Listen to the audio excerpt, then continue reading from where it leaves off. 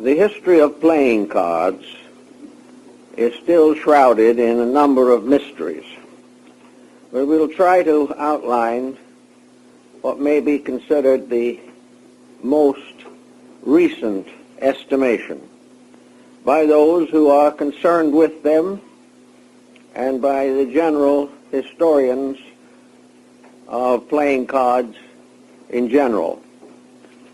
The origin of playing cards is unknown.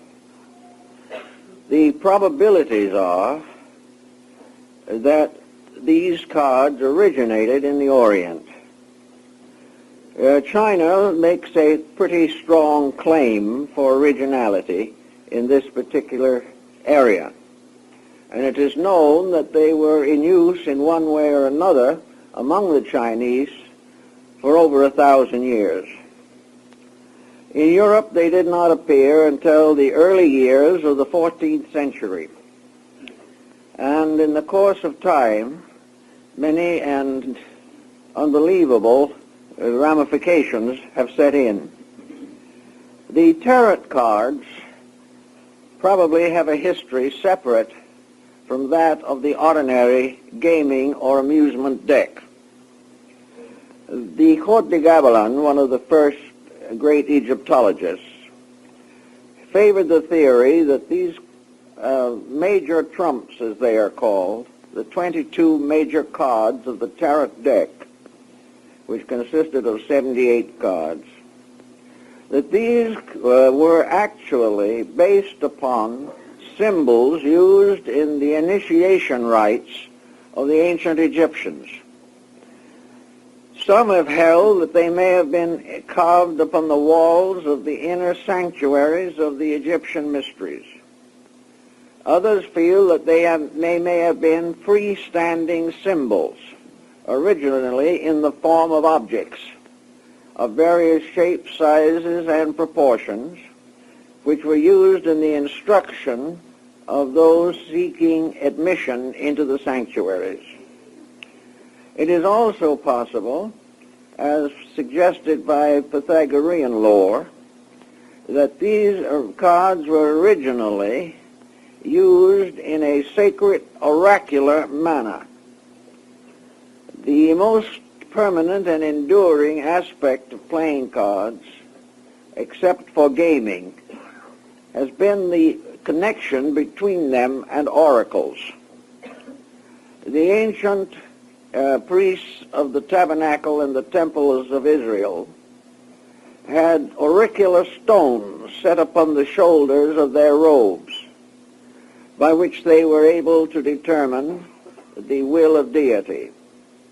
More lately from this, the 12 stones of the breastplate of the high priest were believed to have miraculous powers.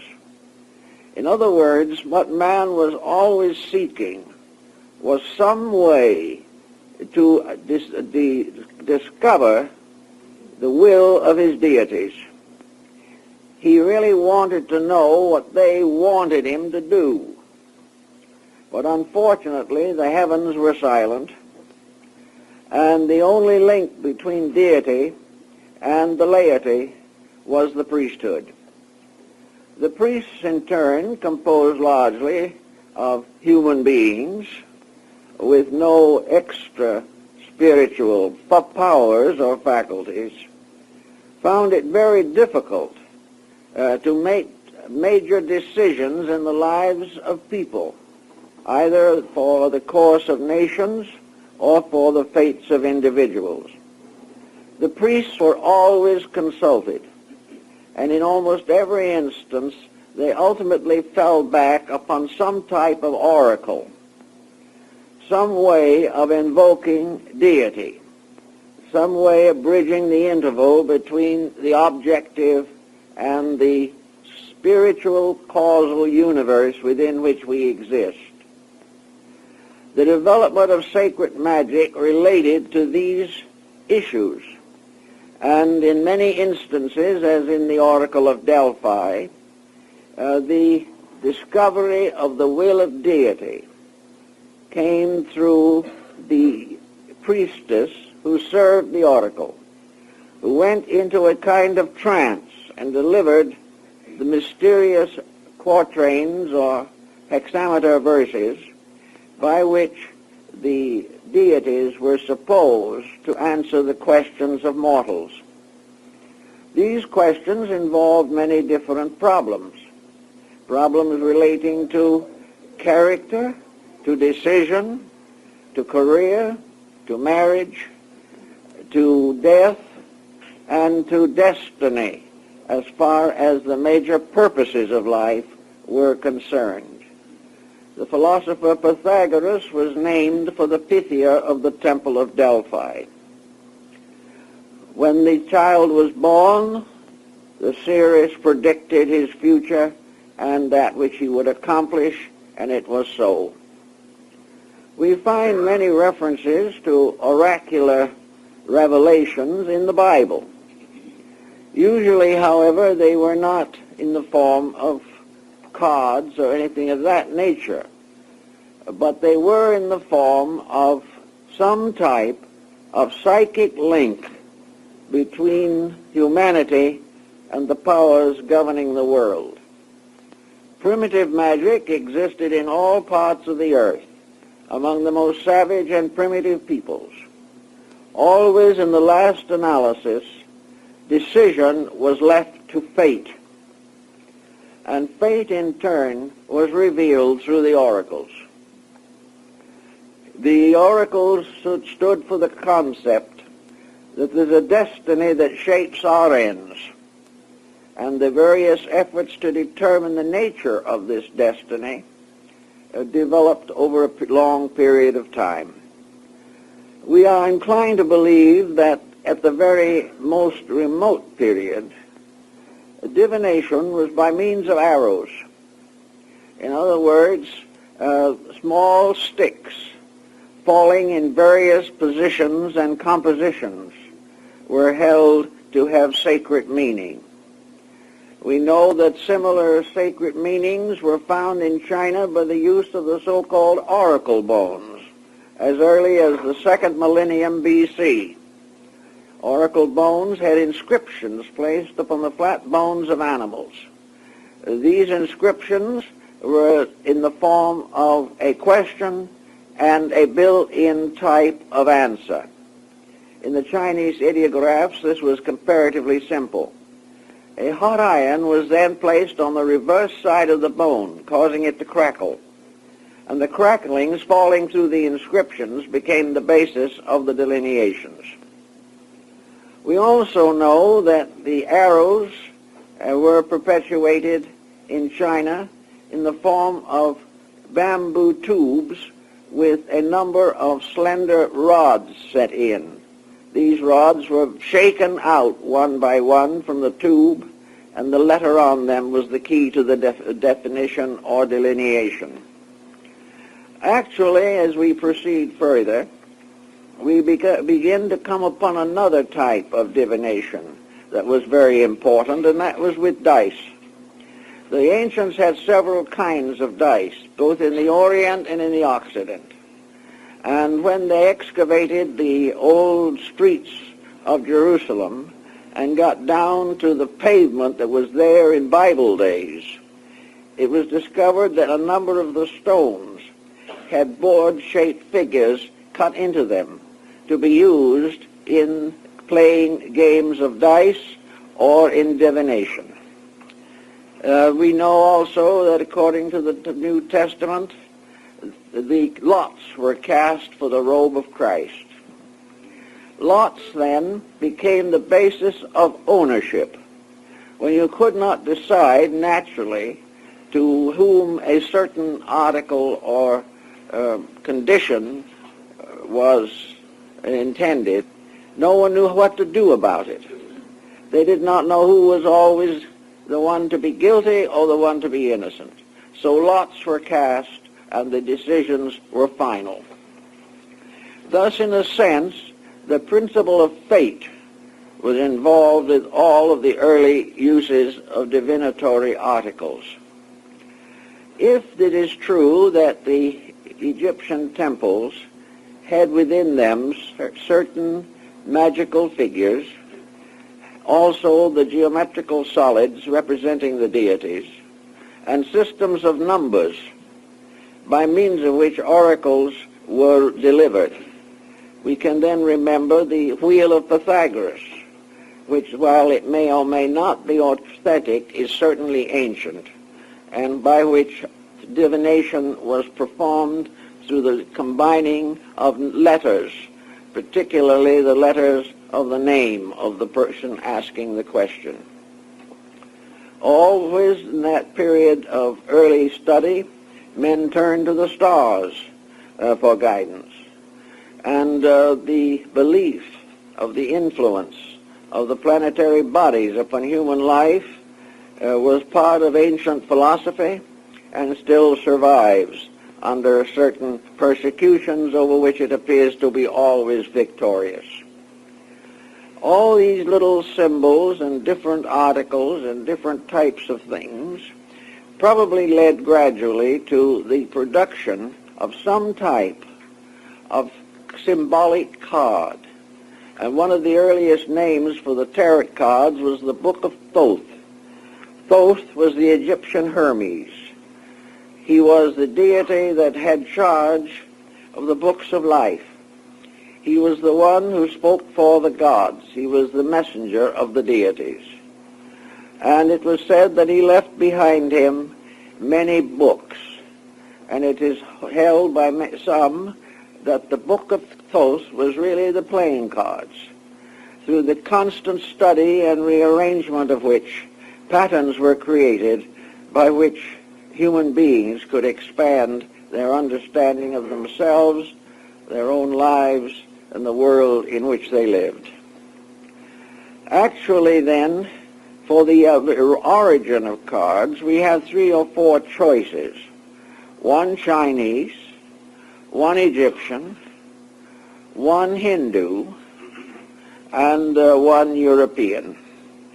All of these have been explored, but they all fall back finally to the nature of man himself, and that wherever the human being has existed, he has developed some type of divination, some way of consulting the invisible and discovering, if possible, the will of the gods as it applied to the projects and purposes of his own career. In most countries, in practically all of the areas, the original use of cards was sacred. They were intended to be used as means of communicating with the powers of nature. They were not profane. They were not originally used for gaming. They were used to answer the questions that were close to the hearts and souls of human beings. In the years gone by, for example, when the penitente order was still flourishing in New Mexico, the ceremony annually included the selection of one of the members of the group to play the part of the Christos in the tragedy of Golgotha. In some of the moradas or chapels of these orders, the Christos was selected by drawing a card from an old deck. Whoever drew the certain card became the candidate for this role. Now here is a use of it in the 20th century, which is not so different from what it may have been in Egypt, India, or China. It was the fact that no one wanted to select a person. No individual, even if he wished to be selected, was accepted on this grounds alone. There had to be some kind of a sacred omen, a sacred symbol to indicate this preference. If, as we now suspect, and rather generally, that divination was the original use, then we begin to understand why and how various designs appeared upon these cards. We know, for example, that they are still used, at least underground, in Tibet. where they contain or are marked with the figures and pictures of the divinities and of the sacred objects of Tibetan Buddhism. We have a partial deck in our library that was found inside of an image, inside of a large bronze image. This deck undoubtedly was used entirely for religious purposes. It was not for any intent of amusement. It was in order that the divine laws could be communicated in some pattern or way, an instruction bestowed for the improvement of character. Now, this may also have been the old Egyptian form, in which the cards were used perhaps even so far as to determine those entitled to initiation into the sacred rites. So we begin with the use of cards as divinational objects exclusively. Then we find that this is true also of most of the streams of omens or symbols that gradually consolidated in the deck of cards. In the Orient, Persian and Hindu cards are entirely used for religious purposes. Later, they gained other fame, but in India, even to the present time, the deck of playing cards is always a religious object. The most important or most common of these decks is the deck of 10 suits, which contain the cards and symbols of the 10 incarnations of Vishnu. Each of the suits is one of the embodiments of the deity. And the pip cards, or the number cards, are ornamented with the device of that particular embodiment. The first embodiment is the fish embodiment, where at the time of his incarnation, Vishnu took upon himself the form of a fish. And at the time of the great deluge, it was this fish that steered the ark with its people and its animals to the final resting place of security. The last incarnation of Vishnu is not yet come. It is called the Kalki, or white horse avatar. In the deck of cards, it shows Vishnu leading a white horse. Each card has each suit card has on it one of the avatars, and is accompanied then by a second court card, usually with 2 horsemen riding in opposite directions. Therefore, unity becomes first manifest as diversity, and a dividing or parting of the ways as represented by the Pythagorean letter, which we now call Y. The Indian decks are very beautiful because most of them are hand-done. And even today, they differ in minor appearances and even to a minor degree in the artist's capacity to capture the symbolism.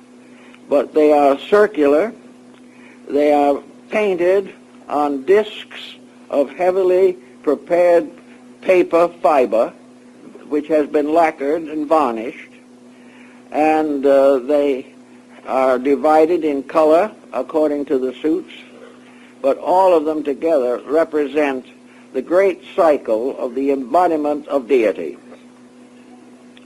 We have very little record that these cards are used in gaming. Of course, it is possible that this has happened everywhere. But except for these cards, we find other cards in India, an exception to these. One of the other interesting decks is a complete zodiacal deck, in which the 12 signs of the zodiac become the suits, and the various court cards are represented as deities, usually enthroned upon the symbol of the zodiac over which they preside.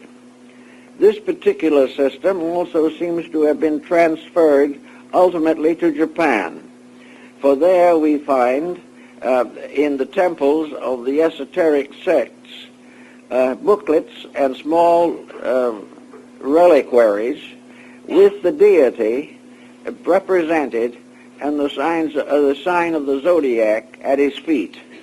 These little relic curios are obtainable. We got several of them in Japan. So the astrological deck was a very interesting one among the Hindus. And it may be noted at this point that complete decks of any of these early cards are virtually unobtainable.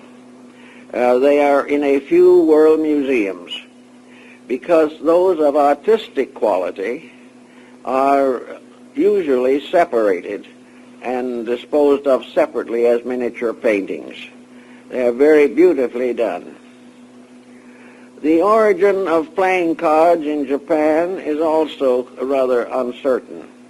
They undoubtedly had indigenous types of cards, but when the Portuguese and the Dutch and the Spaniards opened trade there, European decks were introduced, and from that time on, the Japanese created cards similar to the West, but with interesting, curious, and sometimes humorous variations.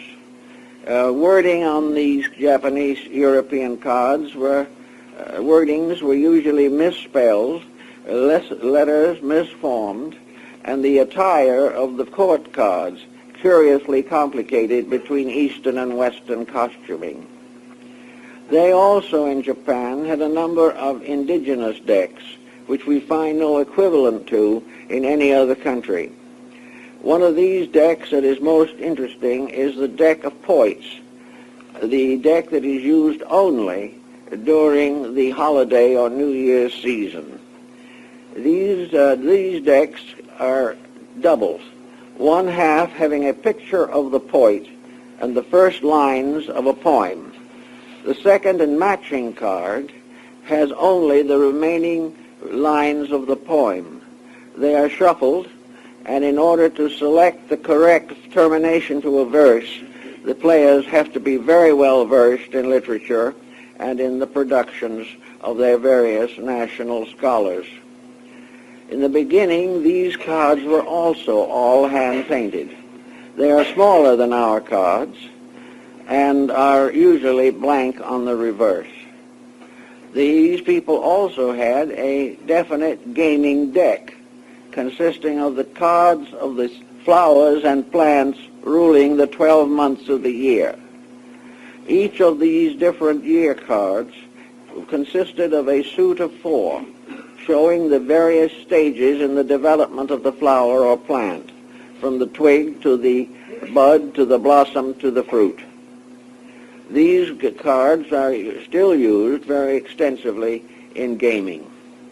The earliest Chinese cards that have come down to us are very much more slender and narrow than our cards, and are marked with various black spots apparently arising from dominoes. And it is quite possible that there is a strong connection between Chinese cards and dominoes. And there is also quite a possibility between the Hindu cards and the ancient game of chess.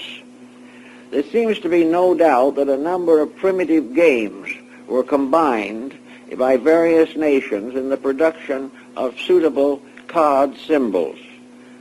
The game of chess, for example, was played in India by the Mughal emperors, and the chess board was the courtyard of the palace, and each of the pieces of the set was played by a living person.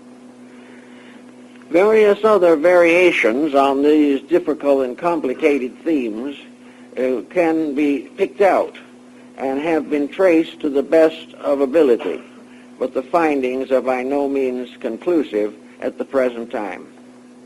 How the various cards of the Near East, possibly Persia or India, reached Europe is again uncertain. Some believe that they were brought back by the Crusaders, whose experiences in the Near East undoubtedly included a study or an acquaintance with the gaming and gambling systems of these countries. Another interesting improvisation lies in the possibility that playing cards were introduced into Europe by the gypsies. The gypsies themselves are mysterious people, and their name includes the word Egypt, gypsy. And it is believed that they may have been remnants of the old Egyptian sacerdotal sects that were driven out by the rise of Christianity. The gypsies became wanderers upon the face of the earth, and they brought with them among their treasures, apparently, a number of elements of soothsaying or prediction and prophecy, psychism and clairvoyance. The gypsies had their own cards, but they also used crystals and palmistry and probably a little hint of astrology mixed into it somewhere. The gypsies wandering about Europe became famous as fortune tellers and were presumed to possess what we now call second sight. Explanations for the second sight also brings in an interesting complication. It is known, of course, that the gypsies became intensely inbred, that they seldom, if ever, married outside of their clan.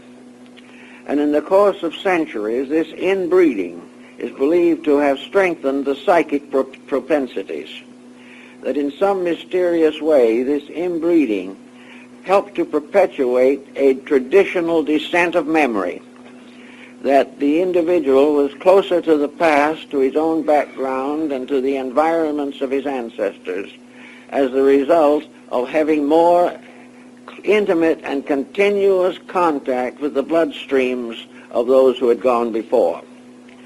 Regardless of how we want to view this, certainly the gypsies received a very strong support for their mystic arts. As we come down through, we examine certain of the cards, particularly the major trumps of the tarot deck, and these are obtainable now almost anywhere where there is a strong Italian colony. They are still used as gaming cards and for divinational purposes in Italy and in Hungary and in some of the Balkan area. These cards have, however, passed through an interesting modification. As may be realized, the church was dramatically opposed to card playing. It was considered to be a sin not only to gamble, but to use them for divinational purposes. The church wasn't entirely successful, but it did accomplish a few restrictions. One of the most common of these was that during even the 14th and 15th centuries and 16th centuries, apprentices, being apprenticed to a master, had to sign a contract. And this contract included the line that they were not to play cards at all except on the Sabbath after church. There appears to have been, however, a little coercion here between the church and business, because it was feared, apparently, that those engaged in various useful or necessary applications of energy, various vocations, would be less likely to do a good day's work if they could get off in the corner and play cards. So to protect business, industry, ethics, and the church, the use of cards was heavily restricted. Another interesting detail occurs, and that is that in the tarot deck, the second card is called the Papist, or the female pope, and the fifth card is called the Pope. Now, there is an old legend that there was once a female pope, which, however, the church is rather reluctant to admit. There is also the fact that on these cards, which were constantly criticized and condemned by the church, there were two sacred figures, both relating directly to Christianity, both wearing the papal tiara, both carrying the papal cross. And as time went on, this got to be an aggravation or an aggrievement of one kind or another. So the modern Italian decks have taken out these two cards and put in their place Jupiter and Juno, two Latin deities. But older decks still have the original allotments, and decks prepared in modern times for students of the tarot, of course, have the original form. But the playing deck, as it is used now by the people, it no longer contains these two cards, which are considered objectionable. Gaming was gradually introduced, probably as a result of the natural instinct of the human being to hope for quick gain and to remain steadfast under quick loss. Cards or games were originally probably a combination of gaming and the fulfillment of hope. The individual playing hoped to win. If he won, he considered it a sign of a good destiny. He not only pocketed the money, but had the satisfaction of having gained it through the consent of fate, that it was his by divine right, so to say. The Protestant Reformation practically ended the use of cards in the so-called Protestant areas. But they came back gradually. They were not ousted for long. When the French Revolution overthrew the monarchy, the kings, queens, and jacks of the deck were deprived of their crowns, and all symbols relating to royalty were removed from the French decks. They were, however, gradually replaced. Religious decks in the Western world are not too common, but not too rare. Some decks have the court cards as the prophets and apostles and other biblical figures. A very favorite subject for a king card was Charlemagne, and it is said that one of the queens was derived from the symbolism of Hypatia. All kinds of strange and wonderful thoughts have become associated with these cards. Now, the 22 cards of the major deck of the tarot, which is the one most used by students of the subject, are very much Kabbalized in modern thinking.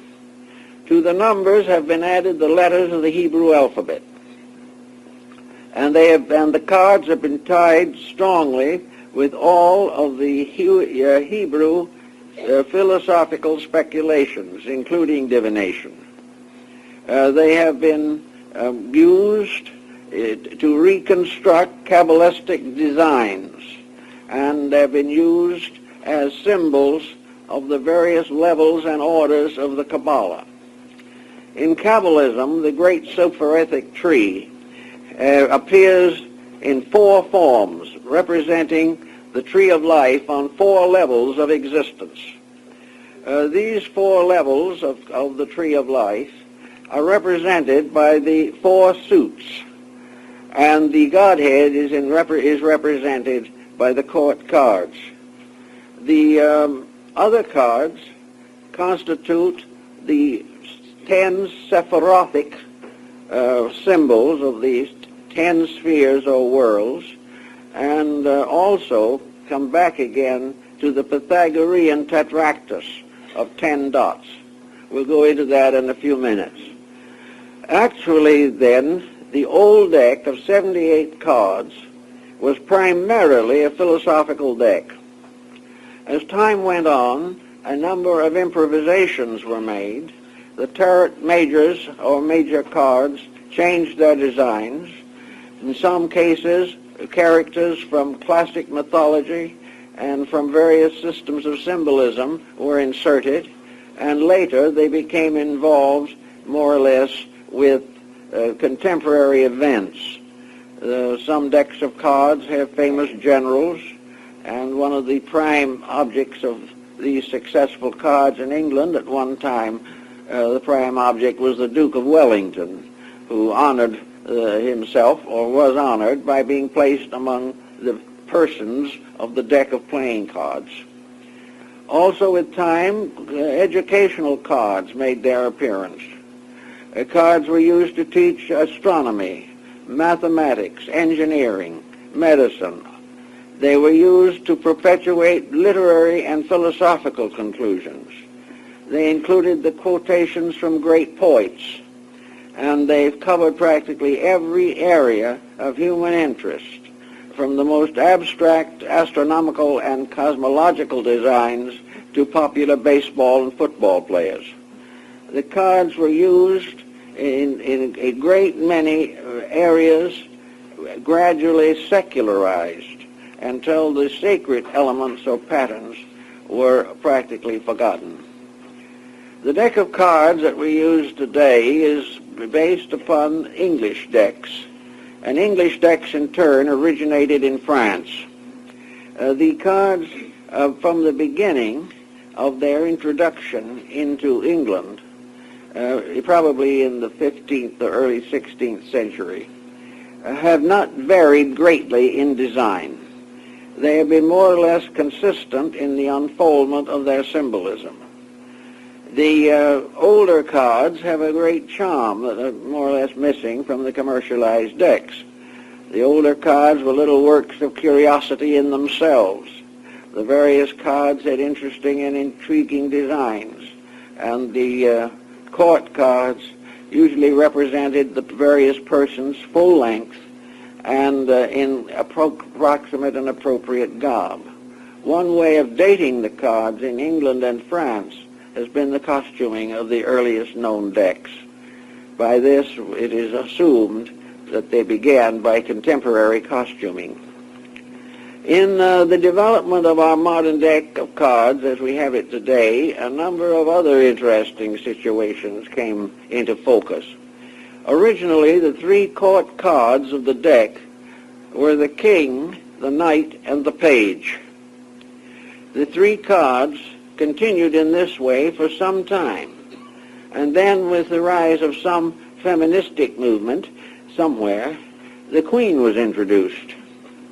Now, the queen was introduced by combining the knight and the page and calling it the knave or the jack, so that that card took the place of two cards, and the queen was inserted, so that it was a deck of king, queen, and jack. Now, maybe more behind this than first meets the eye, inasmuch as the family, the court card family, as represented on the thrones of Europe and throughout the aristocracy, consisted of the father, mother, child. This was the great 47th proposition of Euclid, or rather, more correctly, of Pythagoras, but attributed to Euclid. Therefore, the court cards were transformed into a family. And this family, in early religious thinking, became symbolical of the three persons of the Trinity, so that each of the decks of cards had four suits, and each suit was a trinity. This trinity of the principles or powers of things extended out and was served by the pip or number cards, of which there were always 10, being the symbol of the tetractys, or the 10 spheres in which the divine Trinity operates. The Trinities in each case belong to one of the levels of human society, so that by the same way they came to be related to the elements, to the quaternaries in the zodiac.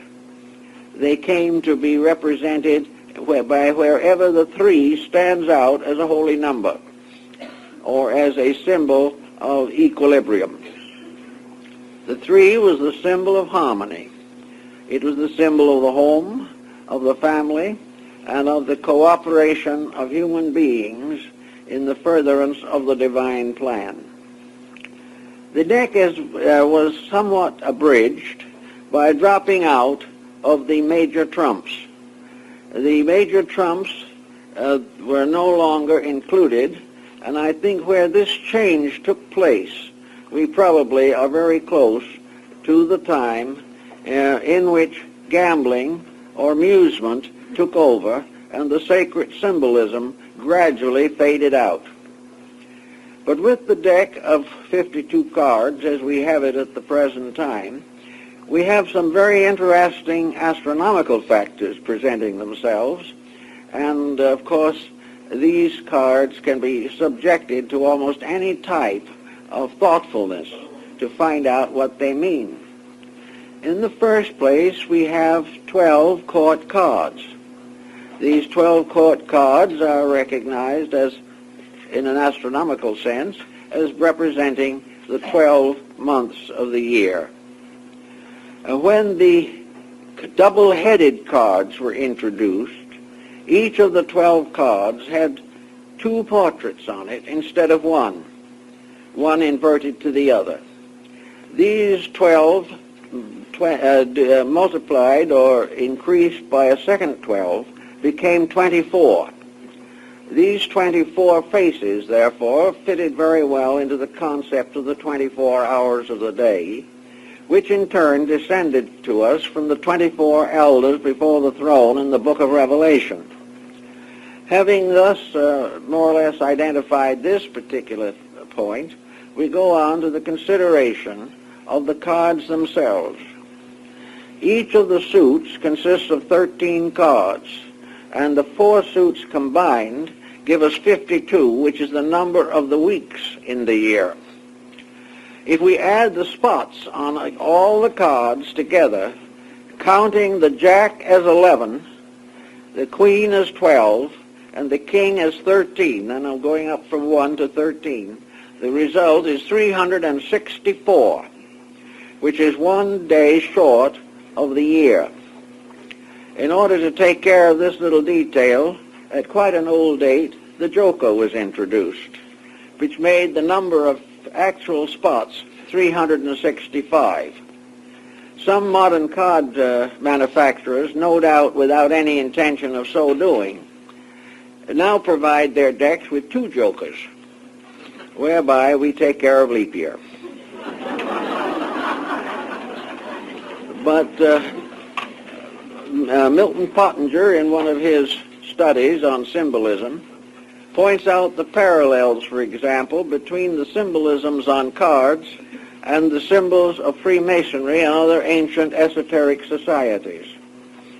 This has, however, certain disadvantages, because if we trace the cards down through the centuries, we find that the many irregularities have stepped in or crept in to change the appearances of the cards. It still remains true, however, that the King of Clubs is probably the Grand Master of the secret empire of the cards, for he is the only one who carries the orb, which was the symbol of ultimate royalty. But all the cards can be taken, and you can sit down and compare them. You can also, if you're interested, secure different cards from different makers and compare the details of symbolism. There are differences, some of which may be quite significant. In the older decks, for instance, the orb of the King of Clubs is surmounted by a cross. In the modern decks, the cross has been transformed into a trifolet leaf, which no longer resembles a cross. But if you go back far enough, the cross is restored.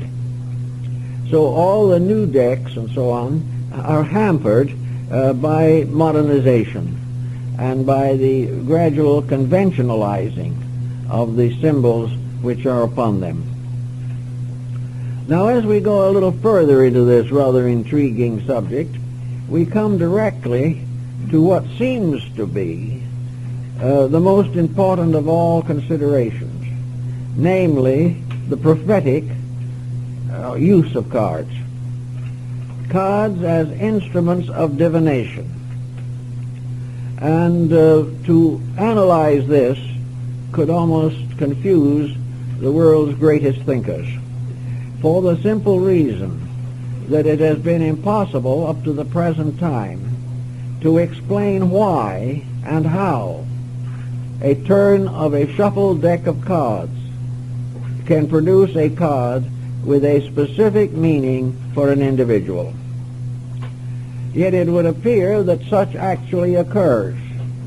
And if various persons who have been in contact with cartomancy will testify that the cards do have an uncanny way of working out, that there is something that happens in connection with the use of them that seems to be still oracular, although they are now used principally in gaming. Of course, even in gaming, the players have to almost pray that the certain cards will appear.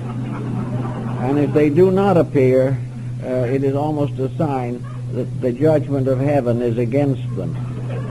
Of course, the judgment of heaven is sometimes modified by marked decks and other dishonest practices.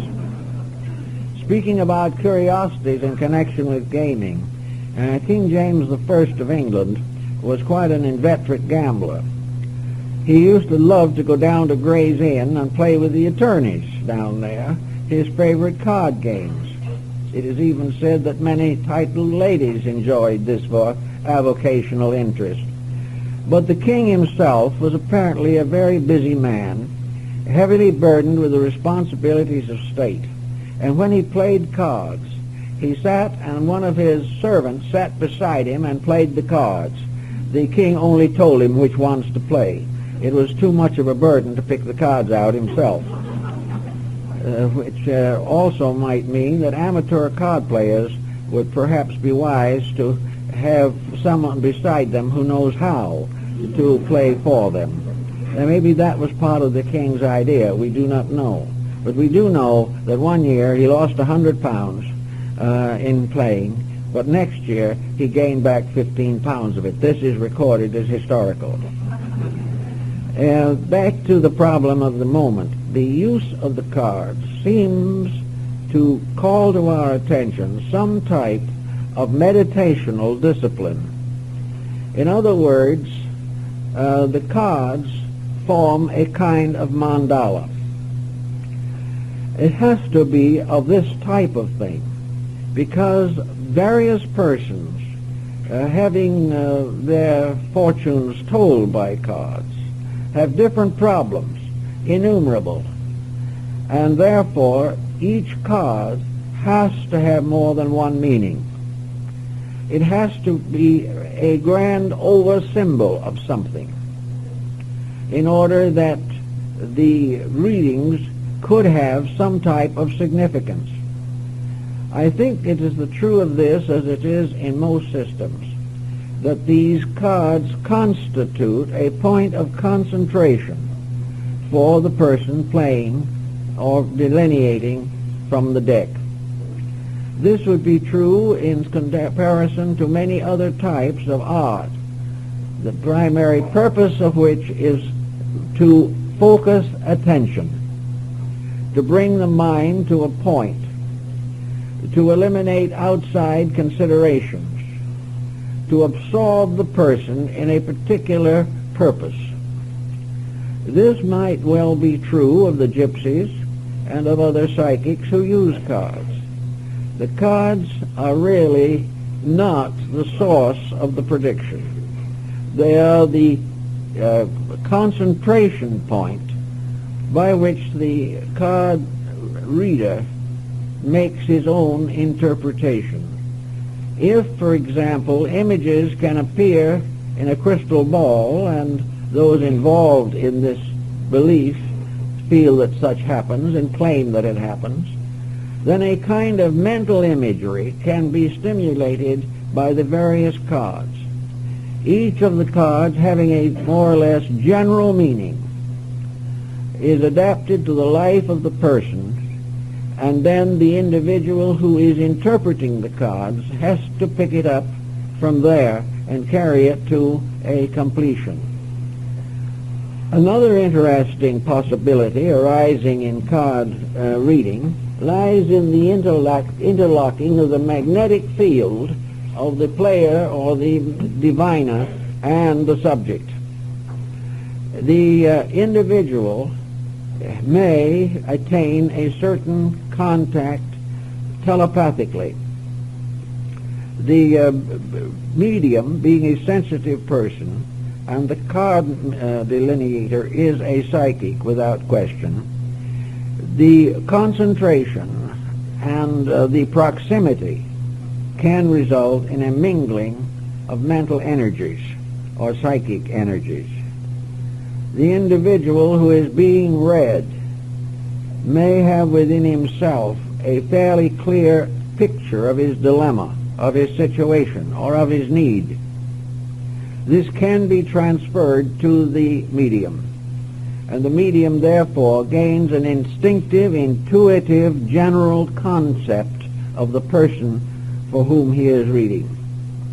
This in turn makes it possible for him to draw upon the subconscious information belonging to the person who asks the question. Take, for example, a simple case.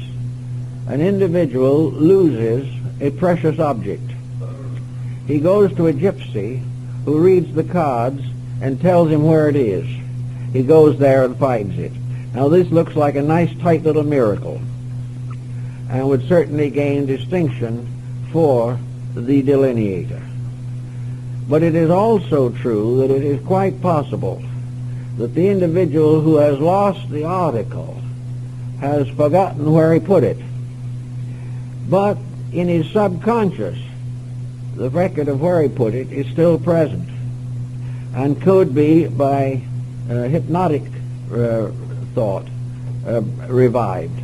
If he put it anywhere, his subconscious nature, his unconscious self, knows where the article is, although consciously he does not. In another case, the individual's unconscious knows what he should do, but is unable to transmit this to his outer personality. The inner person may also know the danger that lies ahead, but it is not brought into consciousness. A psychic using a meditational device to concentrate energy may very well pick up that which is locked in the unconscious of the subject, but which is nevertheless actually there. Now, in matters relating to larger circumstances than this, we have to realize that everything that exists, even minerals and plants, do have a degree of the unconscious available to them. With the case of mankind, it is much stronger. But we must realize that a planet has an unconscious, and that it is perfectly possible under certain conditions for a psychic to pick up the records of the processes taking place in the structure and motion of the planetary body. In other words, there is a reason behind everything. Everything is ensouled by life, and everything that is ensouled by life can be read by a person who has this psychic or mediumistic propensity. Now, it does not follow, however, unfortunately, that psychic propensity is stable. It is something over which the possessor has very little actual control. It is not inevitable that the person, the medium, in a state of meditation or light trance, working with cards, is always going to get the right message. It is quite possible that the message depends to a large degree upon the orientation of the psychic. If the psychic's own nature is disturbed, or there are conflicts of interest, or there are situations that cannot be reconciled within the psychic, then the readings may not be correct. And there seems to be no way of telling just how this happens. Also, it may result from the fact that the person consulting has no clear subconscious image of his own intents, or has not formulated a program, or has not clearly become aware of a situation. Under such conditions, the message may not be correct. By means of symbols, and there are countless kinds of them, a discipline of one-pointedness is certainly brought into focus. It is a discipline in which the person centers his entire attention upon a single point of purpose. Very few of us do this in a normal waking state. We are diversified, we are mixed up in our allegiances and in our acceptances and rejections of circumstances. But in sleep, in dream, the possibility of archetypal dreams is enormous. The individual does contact a deeper surface of his own life, which knows more than he knows about the conditions that affect him. One of the reasons why these dream patterns come through is because he is no longer consciously using the mind to advance some attitude or belief of his own, which may be contrary to the general purpose of his life. So as a dream state makes each individual receptive to a deeper part of his own nature, so the meditation state is a state of wakeful dreaming. It is a type of quietude achieved by discipline rather than by natural need for rest. We are all, every moment of the day, in need of some type of psychic rest. We wake up and we are immediately burdened with the problems of the day. And from that time on, we have very little integration in ourselves. Whatever concentration we do have is directed toward our responsibilities, obligations, duties, or pleasures. Therefore, throughout our waking hours, the internal has very little opportunity to express itself. It is quite the same in the meditative disciplines of the East. You can lay out a deck of cards so that it will be very close to one of the Buddhist or Hindu mandalas. It becomes a thought picture, a kind of orderly structure, the arrangements and rearrangements of which are archetypal. It has something in common with I Ching, the classic of changes in China, because these readings, seemingly obtained by chance, by something like the falling of coins or the dropping of whole and broken wooden bars, these things seem completely fortuitous. The I Ching, by the way, came into the West under the name of geomancy, which uses exactly the same principles. But usually the readings are appropriate because the individual, having a certain project within himself, interprets into the reading the field of his interest, and can almost swear that the original reading was intended for him alone, simply because he personalizes it. He makes it his own. He gives it a centeredness that provides what he regards as authentic information. Now, in the use of cards also, we have a great many philosophical concepts. The possibility, for example, of a rule or law governing what we call chance. In the ancient times, there was strong division of opinions concerning the fate or fortune of life. Most of the philosophical people of all times have believed that life is under law, and only those who have more or less discarded both religion and philosophy, are willing to accept that they are the victims of chance or circumstances. This providence that shapes our ends is therefore something that is predestined and foreordained. It is something that must happen. But how does this must happen tie into the idea of the fall of a card out of a deck, in which there are other cards, the deck has been shuffled and cut? How are we to say that the one significant and appropriate card comes out of the deck? Some would say that it is the will of God, which covers a multitude of uncertainties. Others will believe that there is some kind of a machinery behind the individual which causes these predestined occurrences to arise in various ways.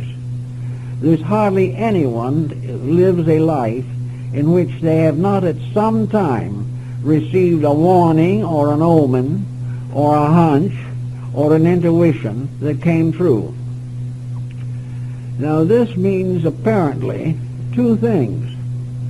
One, that the individual is in some way related to life in a manner that such curious coincidences are explainable in terms of natural law. We do not know just how to explain them, but that they must be explainable. The second thing that you find in divination is that there are indications, quite obvious and evidence, that these cards predict events that have not yet occurred. In other words, they will tell the outcome of a circumstance that is still uncertain. We know that as individuals we do not have full control over the circumstances that we approach each day.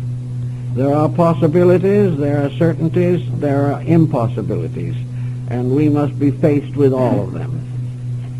Therefore, if there is a power somewhere to anticipate future events, even over a period of centuries, to describe in detail occurrences that have not happened, this presents a very elusive but intriguing subject.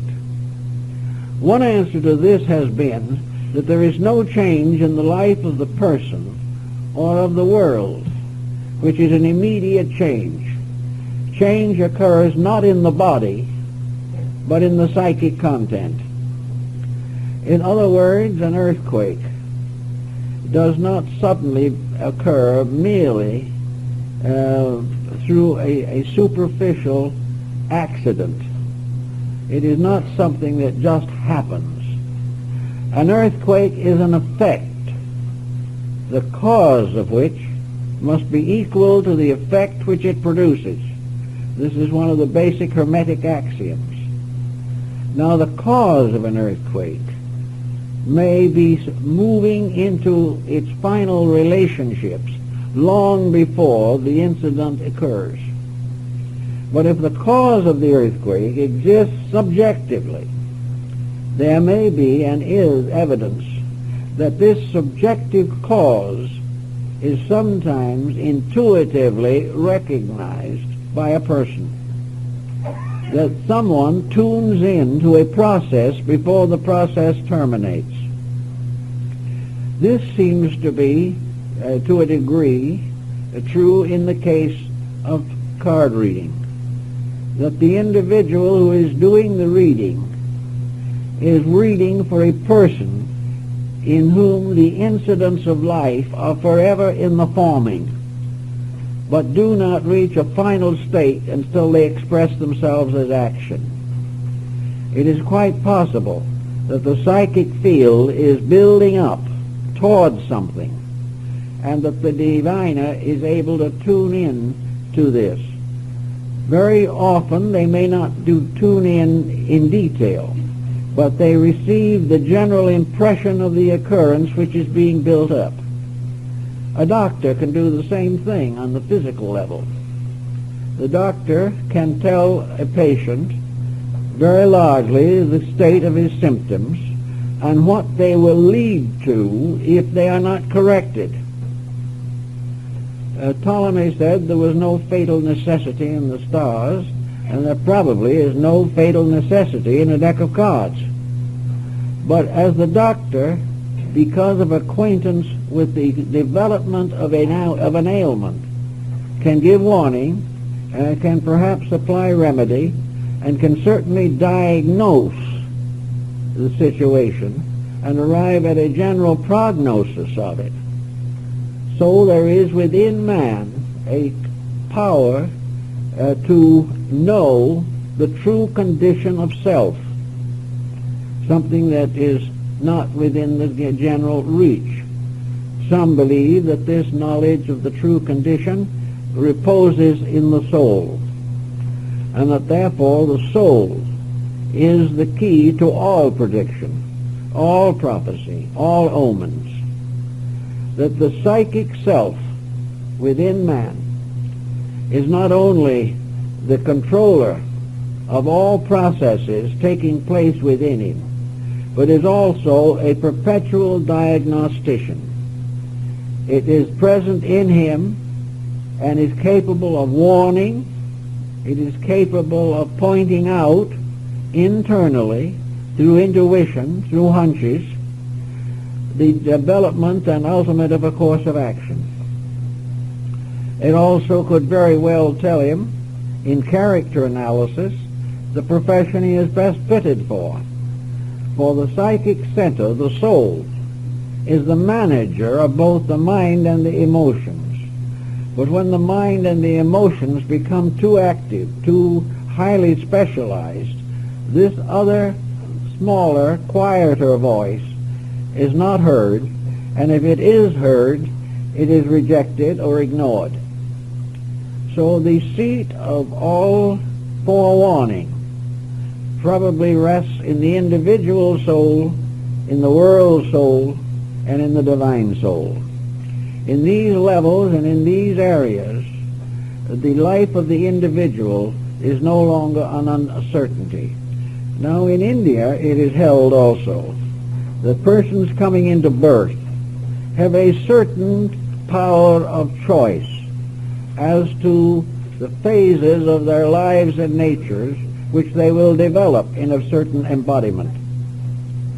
Indian astrologers have done a great deal of work in relating to this subject, but for the most part their findings have been difficult to transfer into Western life. But the principle is that when we come here, we unconsciously know why. We know just about what is happening. And because without the interference of the material mind and the emotions and the inhibitions of the body, the individual is able to listen more directly to the needs of the soul. He may choose a difficult life. He may choose to end their life in tragedy, because he knows that in the great pattern of things, this is necessary for his own growth. The doctor may therefore warn his patient that he'd better have surgery if he wishes to recover, and if he waits too long, he won't recover. And the soul inside of man can say, you need this discipline. You'd better have it as soon as possible. Otherwise it will recur, and the mistakes you are making will multiply, and your condition will worsen. Realizing these types of things, we can take as perhaps a fact that inside of us is the supreme fortune teller, that within us is this power that is constantly impelling us to the fulfillment of that destiny which is best for us, but which we have a tendency to reject. If, therefore, in earnestness and in great need, we turn to an objective catalyst. This can be very important in the solution of a problem. An individual who wouldn't think of going to a maiden aunt for advice will go to a medium. He knows the aunt too well, or doesn't agree with the aunt. Therefore, he goes to someone whom he assumes knows nothing about him. He goes to the fortune teller who lays out the cards.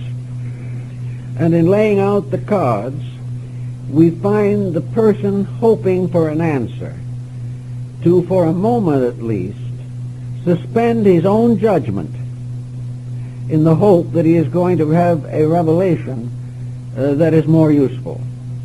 He would never stop alcoholism of his own accord. But if in a deck of cards it appears that if he keeps on drinking he's going to become a hopeless alcoholic, he will listen to that because it seems to come from space. It seems to come from a superior source.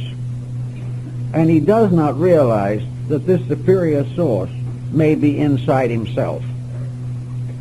So when the person relaxes away and says, I'm not going to judge this, I'm going to let the deck of cards tell me, in that very moment he comes the closest to honest judgment of himself.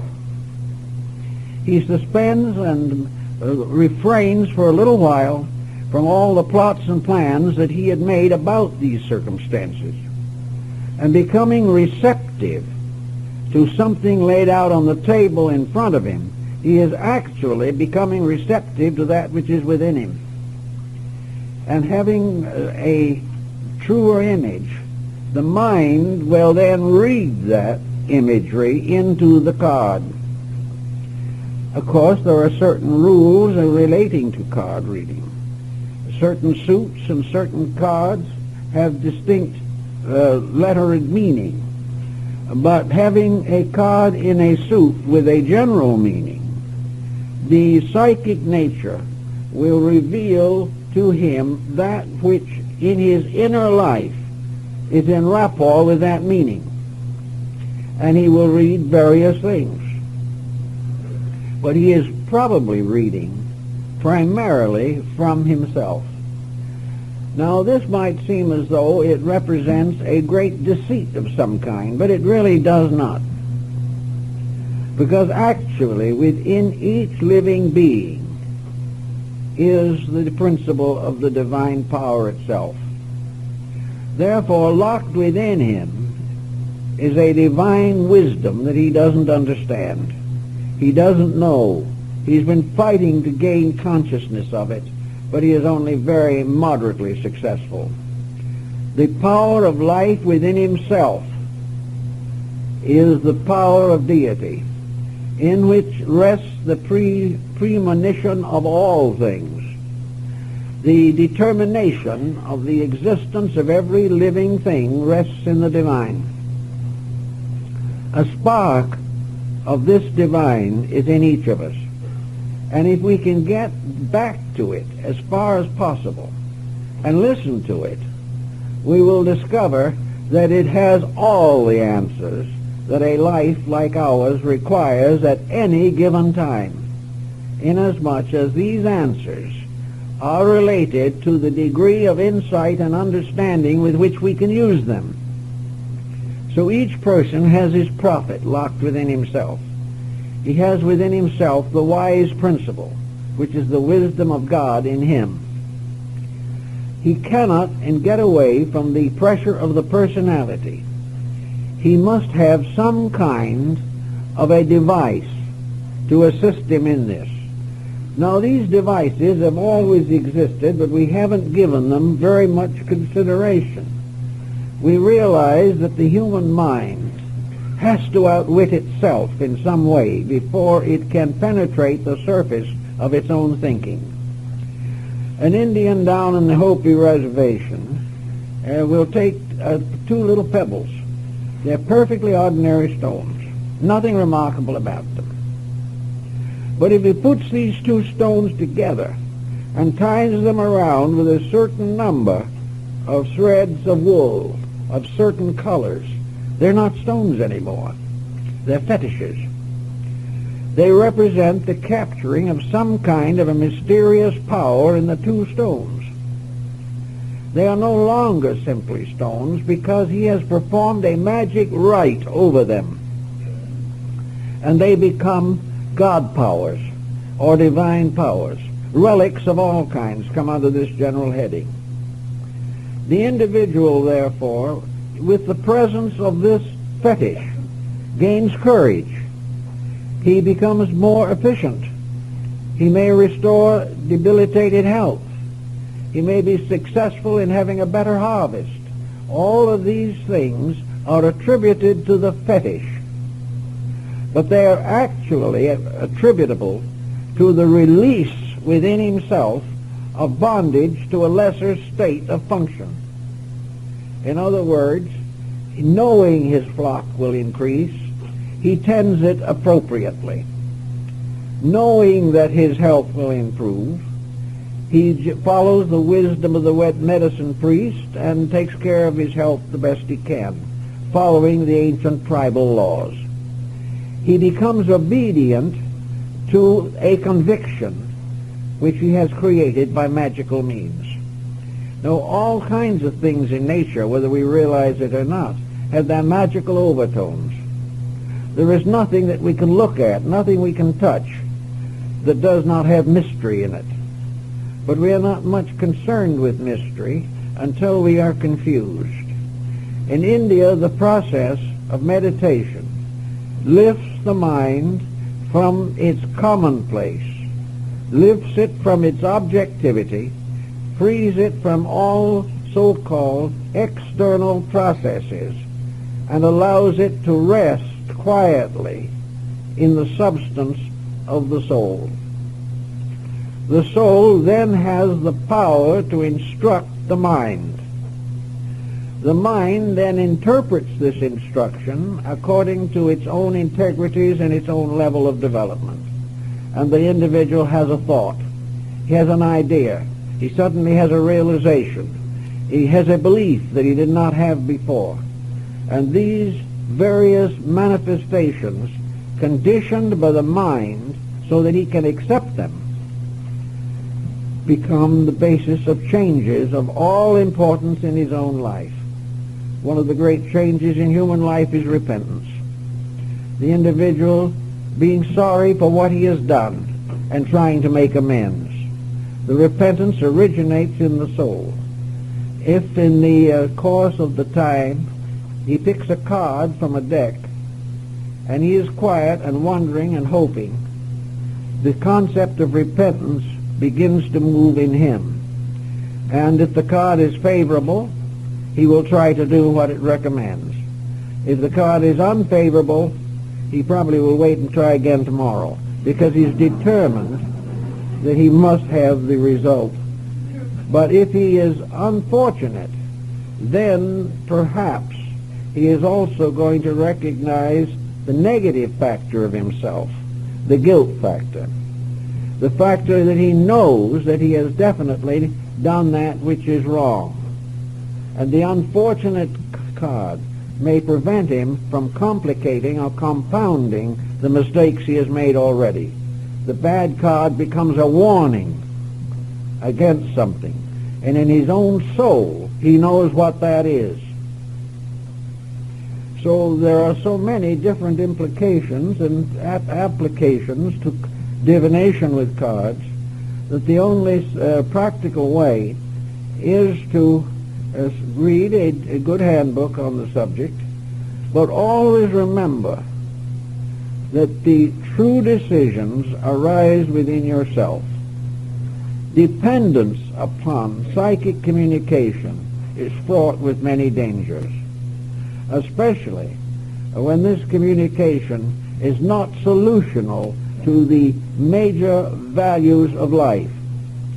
Many psychic revelations are so general or so optimistic that they present no useful contribution. It is only when a proper rapport is established, that the individual knows what he needs.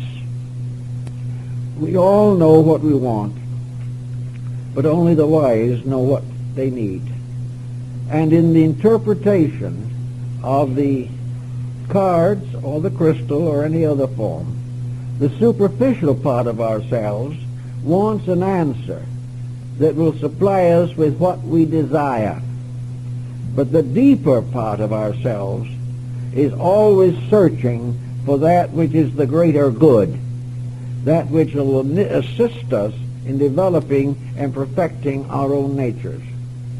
So if you are given to card reading, if you are given to astrology, if you are given to any of these fields of mysticism, remember always that they are meditation centers by means of which it is hoped that you will explore the deeper part of yourself and find out what your needs really are. A horoscope is a psychological pattern. It is not only something to tell you whether you'll be rich or poor, it is something to point out the chemistry of your own consciousness. And if you are able to relax into the knowledge of yourself, you will constantly receive constructive guidance. But if you relax only into the knowledge of your desires and the fulfillment of your ambitions and appetites, you will get into trouble. But even in cases of this kind, the soul seems to operate more than we realize. The Mademoiselle Lenormand was the astrologer of Napoleon I. She was his guide for many years, and she was also a palmist and a card reader. She was probably the greatest psychic consultant of her generation. She told Napoleon to stay out of Russia, that the evil card told her that if he went to Russia, all would be lost. But Napoleon thought at that time that he was more important and more powerful than a card. So he went to Russia, and that was the end. Now, the truth of the matter is that in the very depth of himself, in his own psychic nature, Napoleon realized not only the danger of the Russian campaign, because he was an expert militarist, but also he realized that the whole course of his life was essentially wrong. But he concealed this from himself. He concealed his fears from his own mind. He covered his doubts with his arrogance, and he covered his weaknesses with his ambitions. But when a person who was able to create a proper rapport with his unconscious read the card, they knew perfectly well that he knew that he shouldn't go to Russia. But he didn't consciously know this. He refused to accept internal guidance. And he also, with Madame Lenormand, refused to accept the guidance of the seeress, who was really telling him the story of himself. So all the way along, if you are interested in the divination of any kind, be sure to center this divination thought upon trying to be quiet enough to let the best in you govern the rest. If you can do this, you may receive from the cards some clue and key as to how this best can best be used. But even this will be, at least in large measure, a secondary substantiation of the primary reading. The reading is that each person must fulfill himself. And in the psychic world, where barriers are not as strong as they are here, the flow of psychic energy is susceptible of diagnosis. And through the use of it, you can help your life. But you can also help your life by one of the simplest of all of these meditational disciplines, and that is honest prayer, dedication, devotion to principles, realization of right, and the courage to live according to the best you know. These also release the internal. And sometimes this release is a reflection from something outside of yourself. But it's always aimed at that which is within you, by means of which in the fullness of time you will achieve the purpose for which the soul in you is guiding you. And until then, perhaps you need the dream, you may need the card, you may need the horoscope. But all of these can only help you to release that power in yourself, which is always sufficient to all need if you use it properly. This is more or less the message of the moment as far as I see it. So thank you very much. This is open house. We hope you'll all visit with us. We're going to have a little talk this afternoon on flowers, and for the occasion we have placed a whole group of playing cards of different countries along the wall of the library under the glass on the surface.